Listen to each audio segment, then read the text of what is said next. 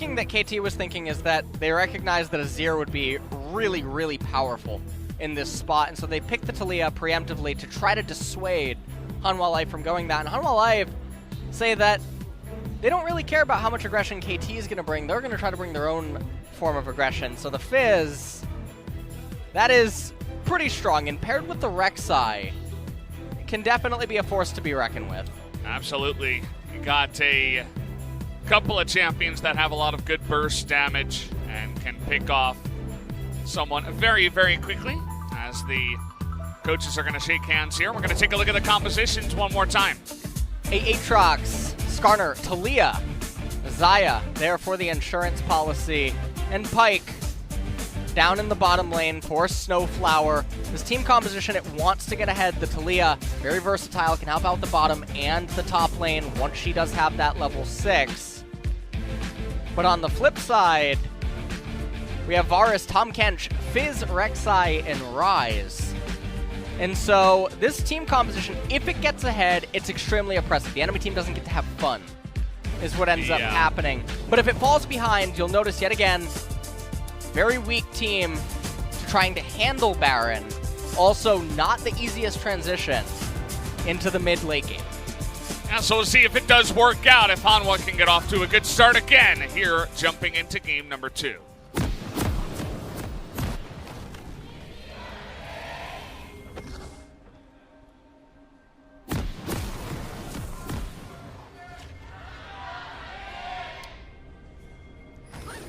Fans for Hanwha came out in game number 2, that's for sure. From the game 1 chant, I thought maybe it was going to be like yesterday, where it was 90% the telecom team and 10% the other team, but they did come in and prove me wrong and did better in that case.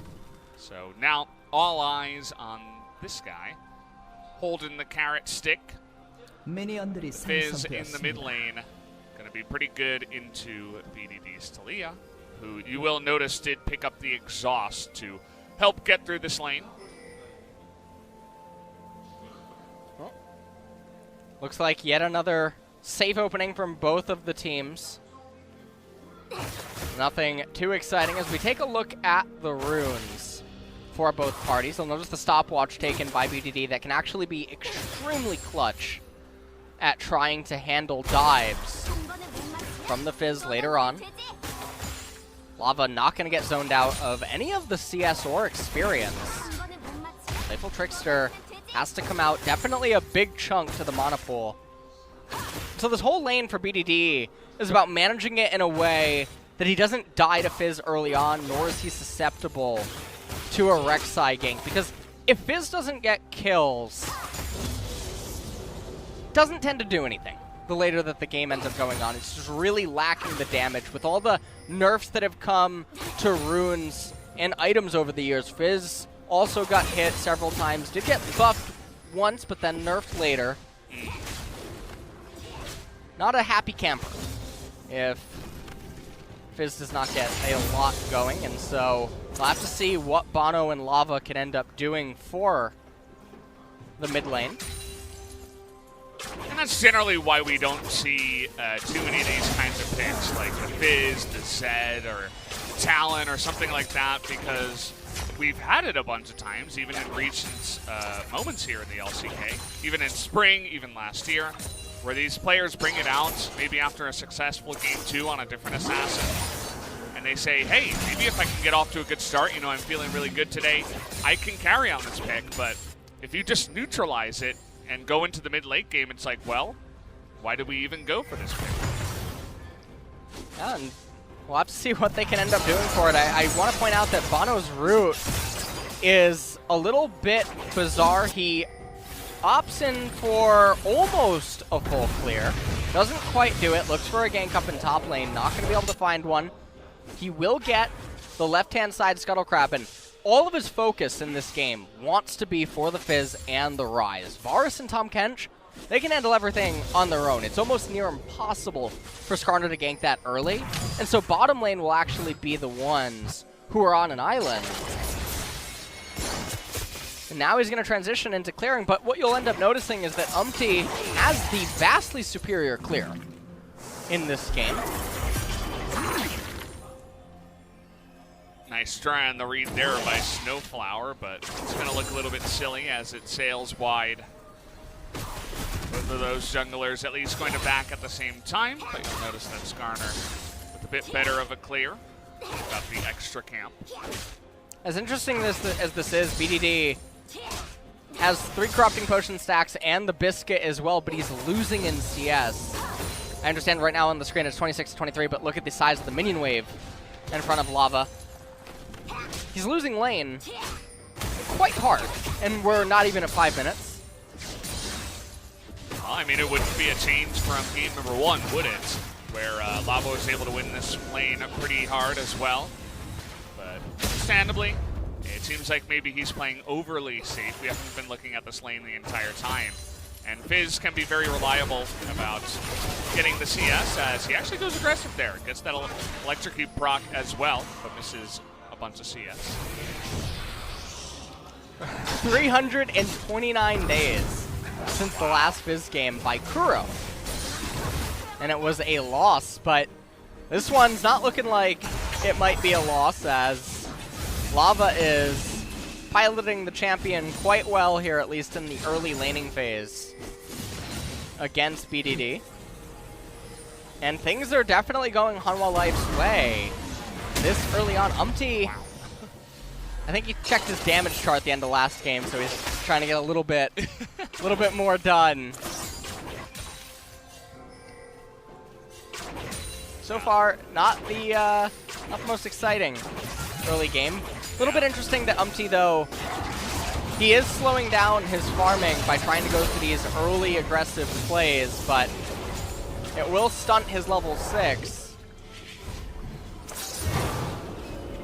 Snowflower here coming up, seeing if he can stop this back. Actually, Devaris was all alone, but not interested in doing much other than poking him with his stick. That's about it, so nicely done there. Yeah, last time Fizz was played, long time ago. We had Kuro here still, ATU Cow on the Swain. Times have changed. One thing I want to point out about the Pike thing is because of the interrupt, Varus has to TP back. He doesn't have the luxury to just walk all the way back and save the teleport for a more superior timing. So definitely good play by KT so far. Scuttle Crab gonna be surrendered on the right-hand side of the map, but there's only an open Drake as the first one that is spawned. Not the highest of priority for either team. It'd be nice if they could pick it up early, but nobody really wants to go for that. Actually, pretty nice for the Talia and the Zaya. Sometimes have mana issues, but definitely not the top Drake of the day or anything like that. Umti here going for the blue. See if he hands it off, or maybe he hits level 6 off of this one if he takes it himself. Gonna be spotted here. Ward goes down, trying to get the smite steal, but it will be smited away, and now level 6 is hit!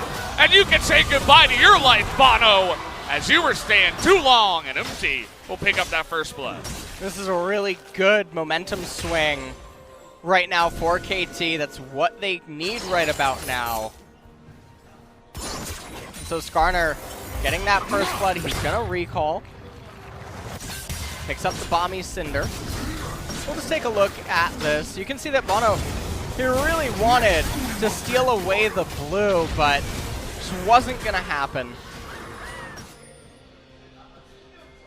And so right now we'll see what they can do with this temporary swing. Bono is going to be farming his red buff. Doesn't have level 6 yet. Skarner is definitely ahead in the experience department. He's feeling really good after that first kill. Made it easy for him, but here he comes on the counter gank now. The exhaust coming in. Playful Trickster going to be an easy dodge, but look at Umti getting under the turret. Has to flash away after that one because the bottom lane, of course, was coming in too, and BDD didn't have much mana. Now Hanwha Life, they're going to go back towards the bottom half of the map. Or I think they're going to turn their focus. Never mind. Thought they were going to start the Ocean Dragon watching the minimap, but instead they're going to hand off the blue to Fizz. We'll have to see what they can end up getting started at some point, though. Fizz without the ultimate, gonna have to wait a little while. Extremely important for coordinating any gangster solo kills. Snowflower thinking about getting in here, but level 6 for Songyun. Gonna make it hard. The Devour did just come out, but it looked like he was just threatening it after all, so. No dice, and Vision now going to be placed down on the Ocean Drake, but looks like Hanwha Life is going to be here. 4 of them. Snowflower misses the hook. This should be an easy take on the Ocean Drake.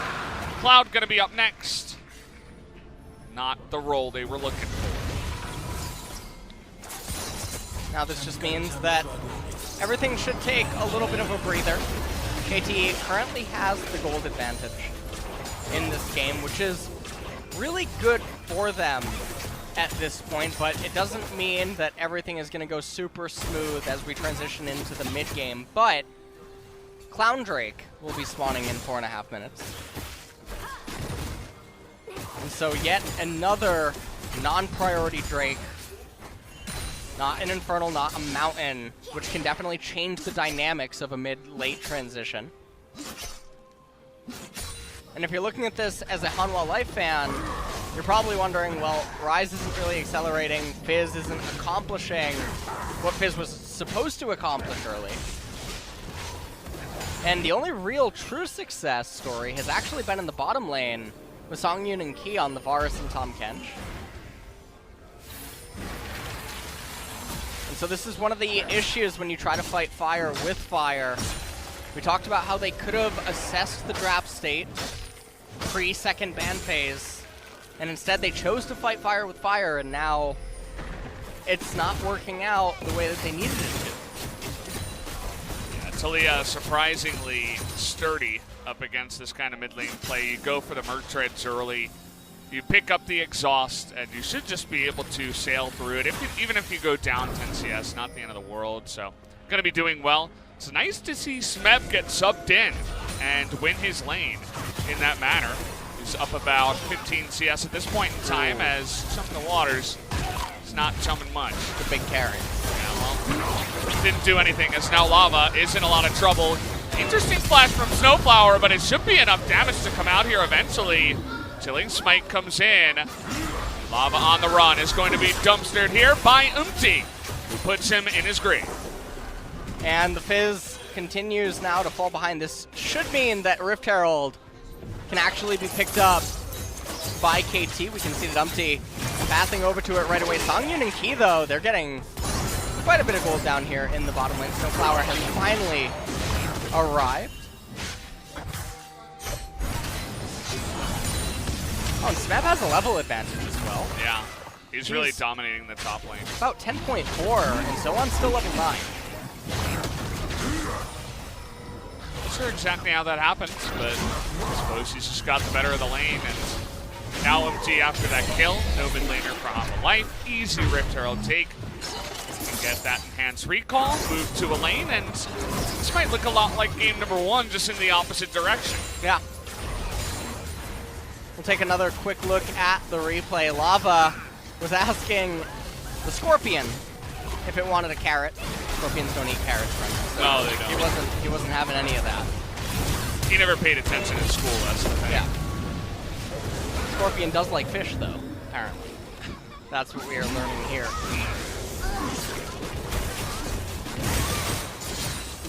Scorpion is coming back for seconds here. Well, had a lot to eat already. I really like what they're doing, though. The way that KT, so to some people it might look bizarre, why is Skarner always waiting so far away from the Fizz? Isn't Skarner supposed to be the one that wants to run in, get the engage? No, they recognize Fizz's ultimate is up, and Fizz can almost always go for a solo kill if that ult's up, depending on what is Fizz's proximity to the enemy champion when Fizz throws the ult. And so they're trying to bait Lava into ulting BDD, and then just basically use it as a counter, or trying to convince Fizz to commit to something, and that's how they'll coordinate the game. Yeah. Kind of looks like BDD missed the plate there. That's kind of unfortunate, especially right before plates go down. By the way, Umti got the Rift Herald but never used it before 14, so missing out on 320 free gold here is going to look up towards the top lane instead. He'll use it now to get a turret. That's the way these things tend to work. Oh god. Yeah. Well, I mean, you might as well use it now, right? Yeah. This is one of the slow things that is taking some teams quite a while. Is you can get the Rift Herald, convert it into 3 plates, and it's worth more than the value that you're going to get out of it just by having it kill a turret. The turret's bound to go down anyway. So just use it. You're already ahead, right? You're already ahead. You're going to get that turret regardless. You acknowledge as pro players that games can go in a way that allows you to get the turret without needing the extra damage from the Rift Herald or something. And there's almost no universe where the Herald does some magical thing where it helps you raise 2 to 3 turrets outside of something catastrophic happening inside of a game. And so outside of solo queue. Outside of solo queue, see? You understand. Yeah. You get it. It happens a lot in solo queue. Top laner goes AFK after 5 minutes. It's not that hard. Says mid-open, he goes into the happy rush. Oh, yeah. Definitely. I know I'm pulling on your emotions right now. You're probably no stranger. Yeah, it does happen a lot. I feel like flat players in Korea are the most angry at it. I feel like it's kind of a grass is greener on the other side situation. I'm not sure, though. Only been in Diamond a couple of times. It's been a while. I don't know what it's like up there anymore. Shepherd's Farm remembers, Brendan. Don't worry about it. I certainly don't. Oh, boy. It's alright. We're in this game. The gold lead, though, has been... Oh! Okay. There's that stopwatch. Snowflower coming on in, says no, and that's about it. So he trades the ultimate for the stopwatch. Not a bad trade for BDD, honestly. And gold score at 1,000 apart. Not the end of the world for either team, and so a team fight can definitely still swing this game in either which direction. And speaking of things that could maybe spice it up, we got a Mountain Drake spawning in 4 minutes. That should be extremely high priority for both of the teams. Even more so because all of the turrets have actually lived.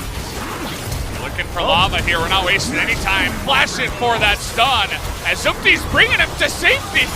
He is going to go down anyway, but now Umti is going to go down to the rise. Still, that will be 2 kills to the side of KT, who will now begin to push onto the mid lane turret.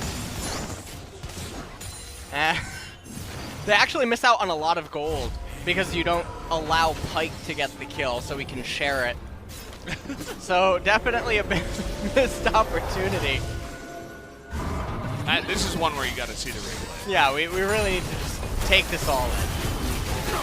Now, Lava is running the wrong way, trying to go on to Snow. I didn't even notice that he just dragged it out of the edge. Yeah. Oh boy. Everyone was angry in that clip.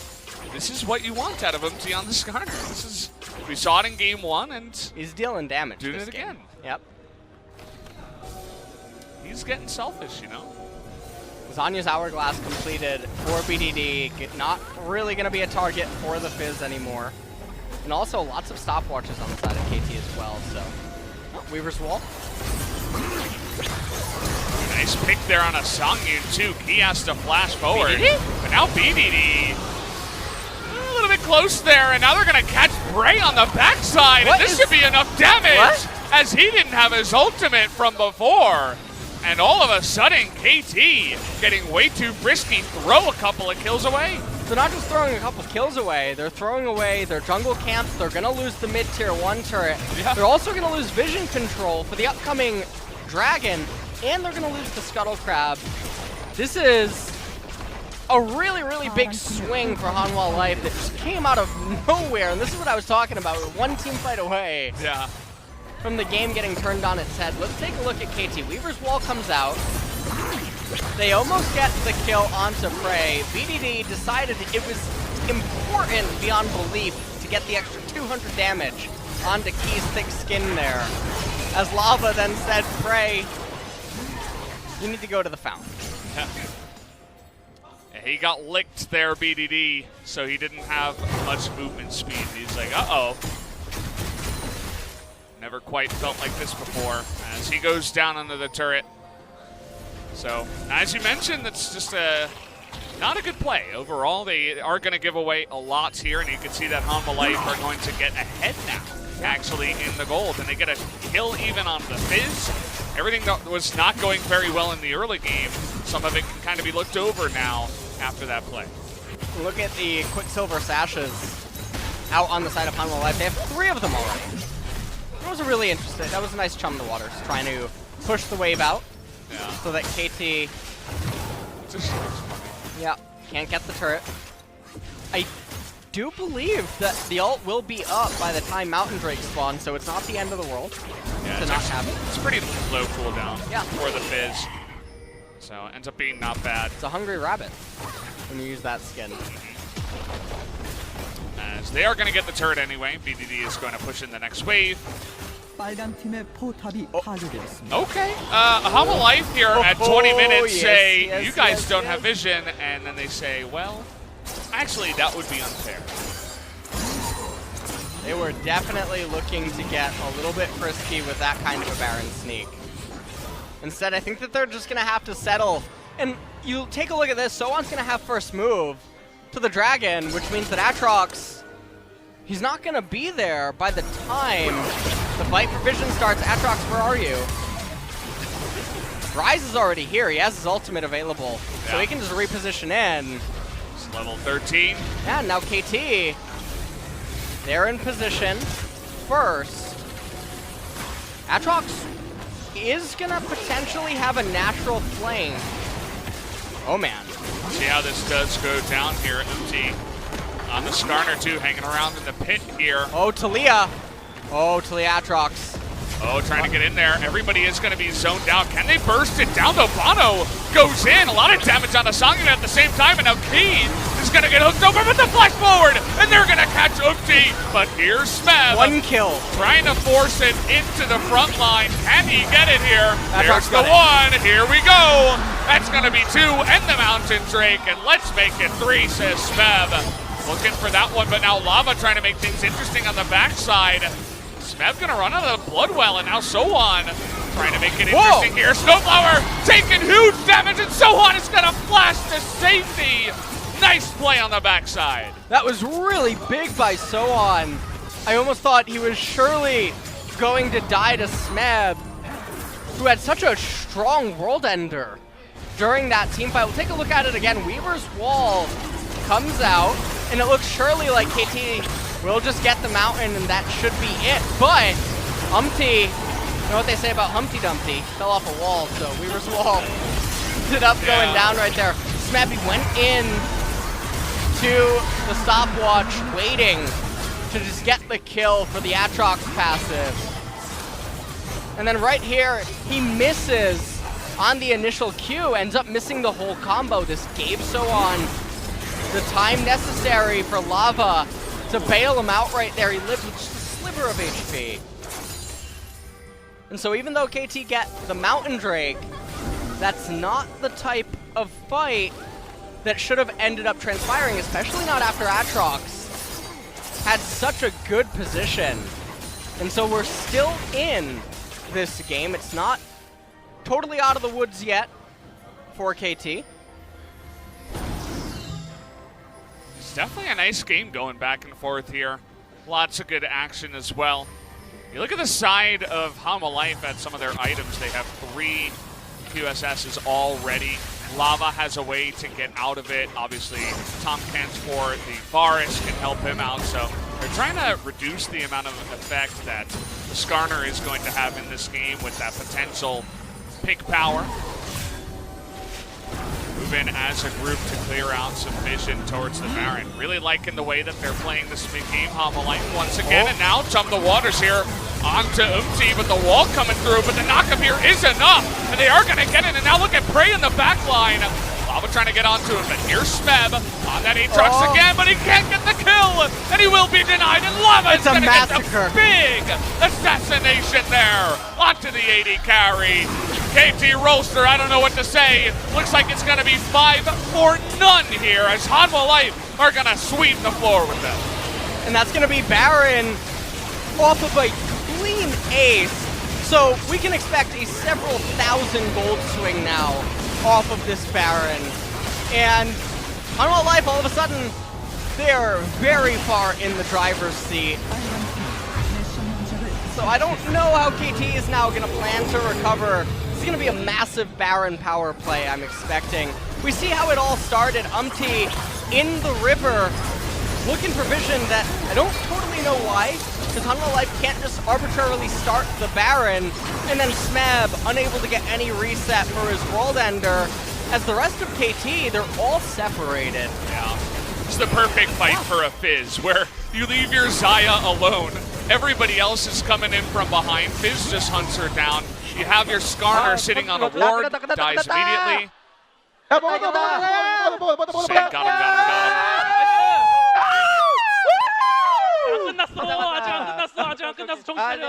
It's not over yet, it's not over yet. Someone was screaming that in the background. That guy's got his head on straight, although Lava was making some interesting dolphin noises.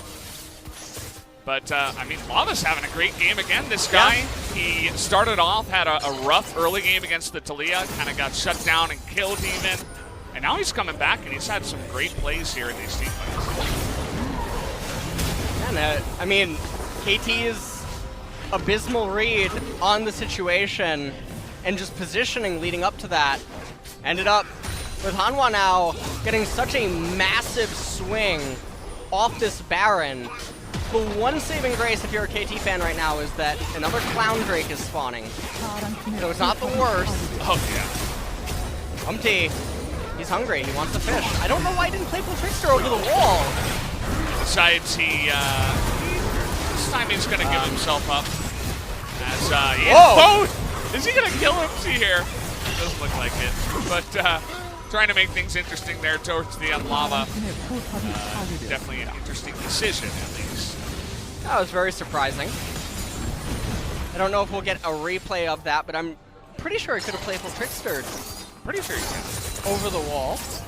Not a Fizz player myself, but I feel like I've seen that many times. Oh yeah, that spot can be Trickster.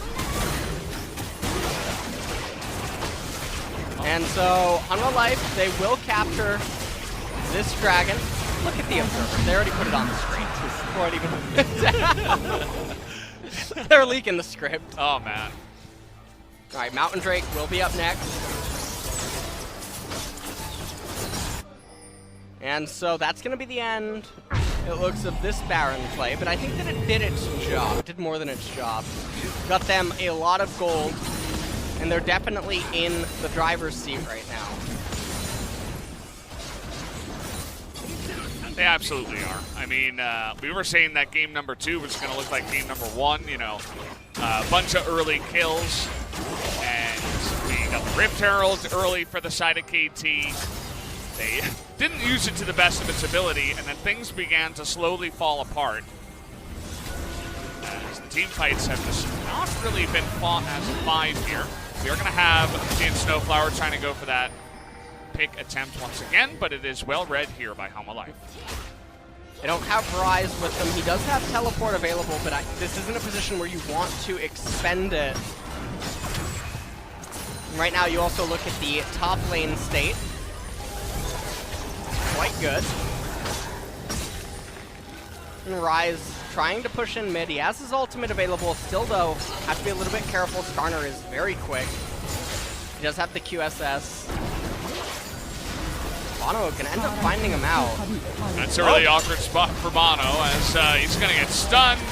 He does QSS and even flashes away. Okay, he's going to get away, but did have to flash and QSS to get out of that one. All right, well, if you're on Hanwha Life, you just recognize, hey, we actually don't have a good sieging team composition. And there's not really much effectiveness to be gained out of trying to do a 1-3-1 because the tier 2 turrets, they're really not that valuable right now. And so wait for the next Baron, and with that, look to make a pick, control the vision around the river, snipe someone on KT with the Fizz, and then close out the game from there. And if you're a KT fan, well, normally you would be saying to yourself, yeah, this is actually what we need, but it would require Snowflower to hit his ultimate. 미안. 야 뭐해? 정신 차려. 쏘리. 이긴 거 아니야 우리 얘들아. It's like, what are you doing? We haven't won yet. 이긴 거 아니야. Take control of your mental. Is what he's saying. So Sangyun, he's he's a little bit angry at some of his teammates that are getting caught out here. We've seen it even yesterday where players were just kind of walking on in and just dying. Yeah. And once again, you got to be careful. As he said, it's not over yet. And even one pick can make the difference. Wow, 2 level gap. Well, never mind. 12. Almost 1.5. Yeah. Between the top laners. And the items now, Death Cap completed for Lava. So everyone's going to pop. That is pretty much anyone. Yeah, that's what's going to be happening here. Talia is also going for Death Cap. That'll help out with the wave clear. But definitely a surprising itemization choice considering there was so much tension built up around the mid into late transition. And with Magic Resist being very absent on the side of the primary carries on Hanwha Life, a little bit surprised not to just see an Oblivion Orb or some sort of penetration picked up for the immediate power. But nonetheless, it will come down to this Baron and the dance that will follow. He goes back and buys a couple more control wards here. It's going to be very important just to do that, to make sure they have as much vision around the Baron as possible. Try to deny this one. Fizz actually a surprising amount of pick potential alongside of Rise and Bars, like we saw the last time, especially if MT is going to stand on a ward. So if you could deny a bunch of vision and then get that pick, that would be very fantastic. But first blue trinket is going to come out and spot them doing it. Hanwha Life don't have that Mountain Drake, actually. That is going to spawn in 30 seconds. We'll see if they make any moves towards that. Posturing for control. Snowflower ends up taking a little bit of damage right there. Weavers wanted to check, I guess, but Chain of Corruption comes out here on a Prey, trying to force his ultimate. Does not go for it, actually. Prey with the poise, saying, if you really want to fight me, come at me, bro. KT. Oh boy, who's gonna check? No. Not like this! As Some the Waters comes out, but he's got a snowplate. So he's gonna be just fine after that one, and now one of those ultimates is going to be down. They may want to wait for that one once again, because it is a pretty low one, but now Sangyun has to flash away. As Key and Sangyun not tethered as they would like to be. You may not like it, Brendan, but what we are witnessing right here was birth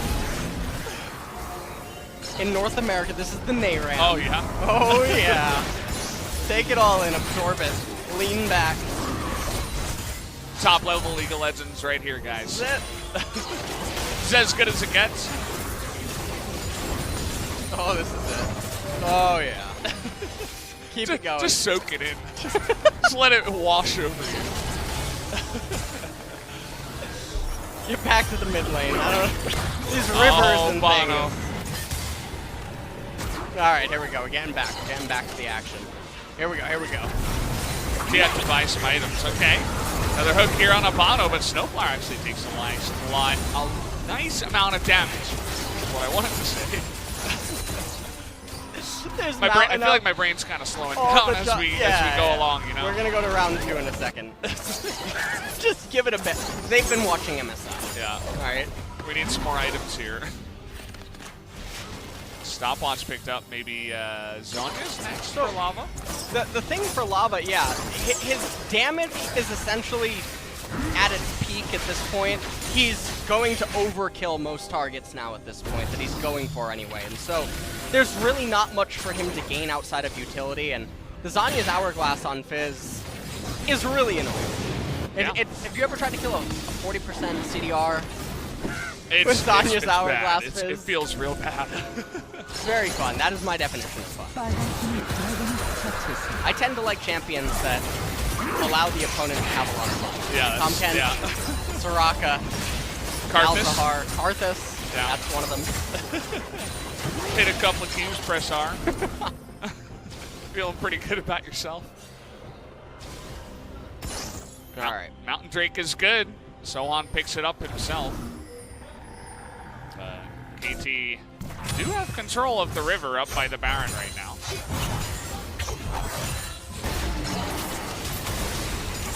There we go.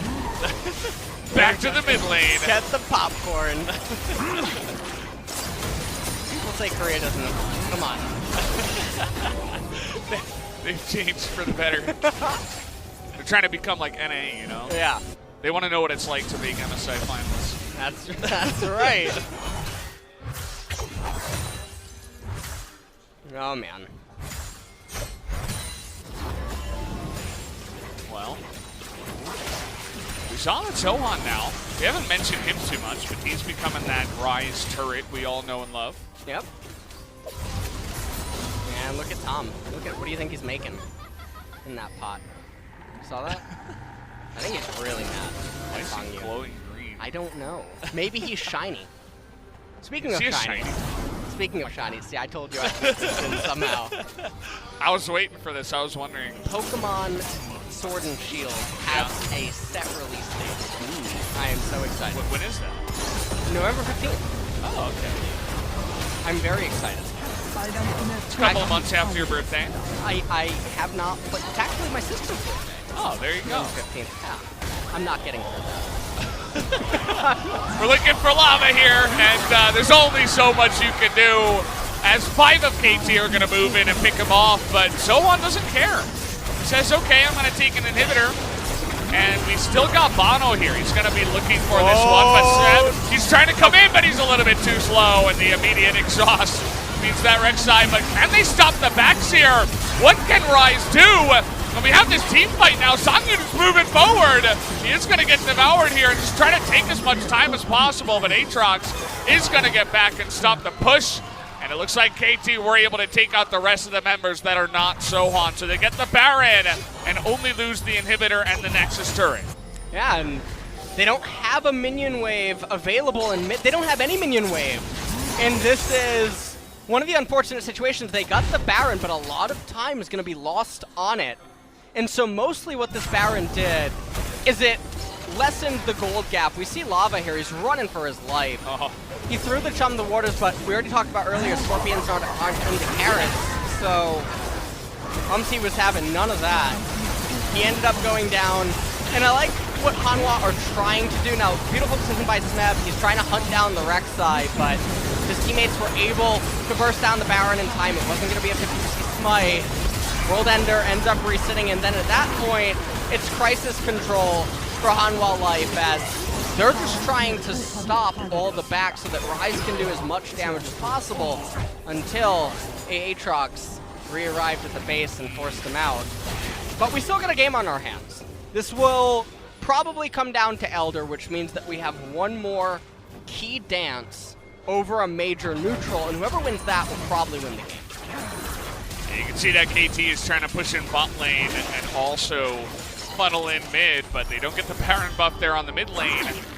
Waiting for the next one, they got to send the Skarner back to pull in this wave and then try to go for the 4-1 with Smeb down in the bottom side up against the super minions. And they might be able to get a couple of these inner turrets, but it's just a bit of gold. Hanwha Life is still ahead in the gold category at least, but let's see, now the Chum the Water's going to come out here on a prey, trying to do as much as they can after the Chain of Corruptions, but they do force that ultimate from the Xayah. Couple of turrets go down. KT looking for more. They still have a minute 10 on this Baron. And Sohan just doesn't want to play League of Legends against other real people. He just wants to kill the turrets. He's just going into split push Rise. And this is mainly just because Hanwha, they don't want to take a team fight right away. They know that they just have to wait for the Elder. There's no point coin flipping prior to that. And so now it's going to come down to this. Both teams do have a mountain. So a little bit of damage amplification. Oh man. Oh, we're looking for him now. Everybody's getting in there. The flash forward, but they can't get any roots down. At least any that are going to last long enough to keep him in place. Chain of Corruptions was barely not off cooldown. And look at the damage they have on the Elder already. Yeah. Trying to burst it down. The wall is going to come in. It's going to get real low. And we're doing a dance now. We're doing a dance. Yeah. Elder Dragon 7, none of that. Oh, who got the crap? Oh, Hanwha Life got it. That's actually really big. That's nice. It's a lot of bonus MS. I like what Smeb's doing. He's trying to fork them right now. Be real careful with that one. What did he say? He's trying to apply pressure to the middle lane and the dragon simultaneously so that he's granting his team more options. This is getting really feisty now in this game. It's getting close. You can see Lava thinking about the split push. Maybe he can find Smeb. He's just going to go for the push. Big wave down there with 2 super minions, so it's going to be hard for Smeb to clear that one out. You can see how long it's taking him. Hanwha Life want to turn onto this one if possible. You ever watch that Disney movie where the dog has to choose its owner? No, I don't. It's like Buddy or something. No, I never saw that one. Looking like it right now, the dragon. Smeb coming in here. They're going to try to burst it down, and it goes over to the side of KT. Umti finally going to show up here for his team. Snipes that objective. They end up getting it, and that's really, really clutch, as that's going to last quite a while. It's going to allow them to maintain map control and then also salvage all the lane states. If they can take a team fight while the Elder's active, that would definitely be a dream scenario for them. This is only the first Elder. And Rise, he's hanging out. He's waiting. He wants to get the inhibitor. The program in his brain doesn't start until the minion wave starts pushing. You gotta wait for him to boot up. All right, well, Baron respawning. 40 seconds now. Yeah, they're gonna have Elder when this Baron spawns, so they can absolutely force a fight. Or at least try to turn onto the Baron here. It's going to be interesting to see how Hanwha Life deal with this. We all know what Sohan's strategy is. He's made that very clear. But how about the rest of them? At this point. Oh, we're looking for Smeb here. This coming in. There's not many people to kill now. It's going to be up to KT to go for the Baron, but it hasn't spawned yet. It spawns now. They are going to get Smeb here. TP on Sohan available, but they're just not even going to go for it here. Will Bono go for the steal is the only question. Zaya's going to get it on the backside with the feathers. So they get the kill on a Smeb, but they trade the Baron after 40 minutes. Not sure about that one. Yeah, well, the Elder Dragon is all but gone, and so yes, KT gets the Baron, but they still have to deal with a lot of problems. That is true. Another key thing about this is Aatrox lost his Guardian Angel. Yeah. And so he's essentially down an item for the next major decisive team fight, and is KT actually going to manage to get something done? Hanwha Life, they keep trying to play smoke and mirrors with the Rise and the split push. Oh, man. Oh, this is... this is truly the NA special. They've learned well. They've been studying. Well, they didn't get this from Team Liquid. This is the TSM. Oh, yeah. You wait in the brushes for the opponents to walk in. That's it. You could never predict that, right? That they would ever be in the brush. Oh. You can't see them when they're in the brush. Okay, we're they know going about for this it. One, though. Okay, they are spotted. They don't know where that ward is. They're going to try to scan it out, but it's not going to happen. The push coming in now into the mid lane. There you go. It's really only Songyun here for now. The rest of his team finally joining up, but you can see that Nice pick there onto Key, but he is going to flash away from that one and cleanse, actually. Trying to survive. They will get the top tier 2. That is something that both teams should pick up. Or, well, this team, 777 down for KT. Minute and a half remaining on the Baron. If they end up only losing one inhibitor, it's not the end of the world, because whoever wins the Elder fight will win the game off of it.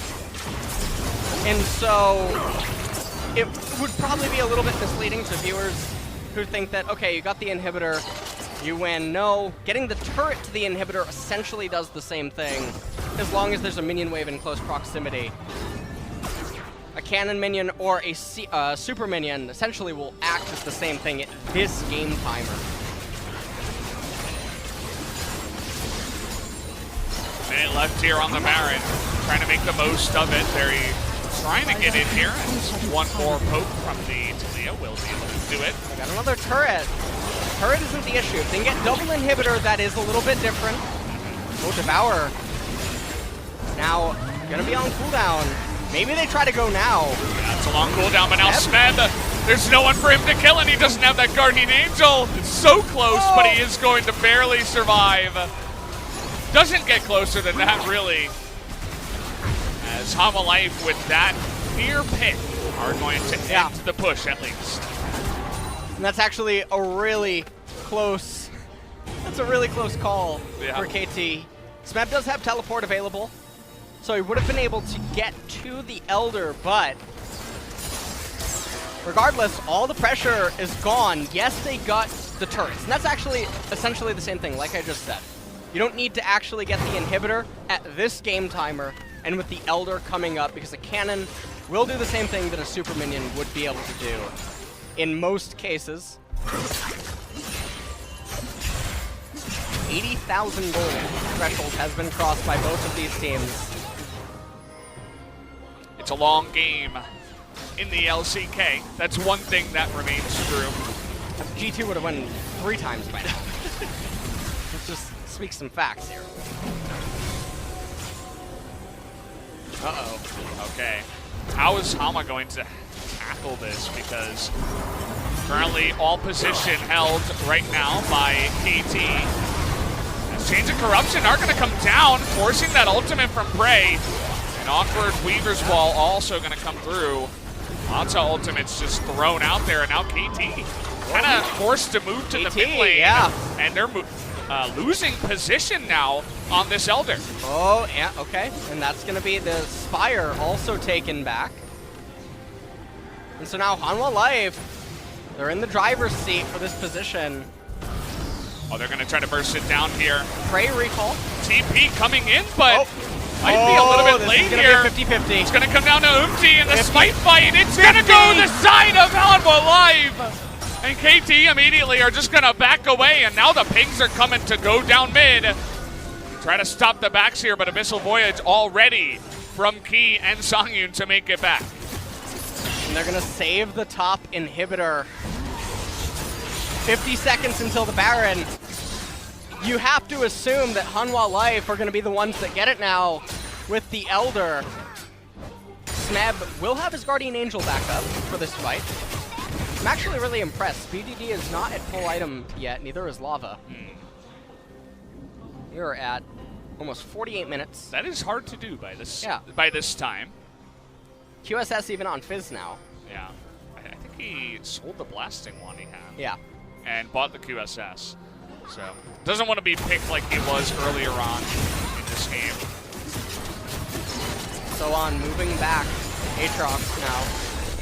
Down in bottom Baron, 5 seconds. This is really scary. This is do or die for KT. Both Smeb and Sohan have their TPs available, so Smeb is going to stay and catch the waves in the bottom lane. See, not too many or any really great TP wards for the Rise, though, to get behind that squad.